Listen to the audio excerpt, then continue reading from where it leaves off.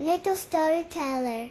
Ava and her fluffy bunny, Snowdrop, went to the ice cream shop.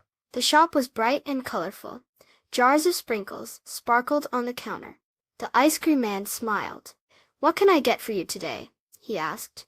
Ava looked at all the ice cream. There was pink strawberry, blue blueberry, and yummy chocolate. Ava tapped her chin.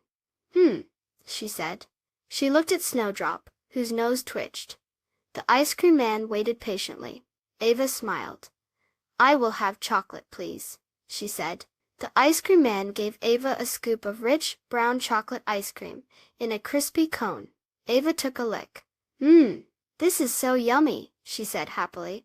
Snowdrop wiggled its nose with excitement. Ava sat on a bench with Snowdrop and ate her chocolate ice cream. It was sweet and cold and perfect. She didn't wonder about the other flavors. She was happy with her choice. Eating her ice cream made Ava feel good. Sometimes making a choice and being happy with it is the best feeling of all.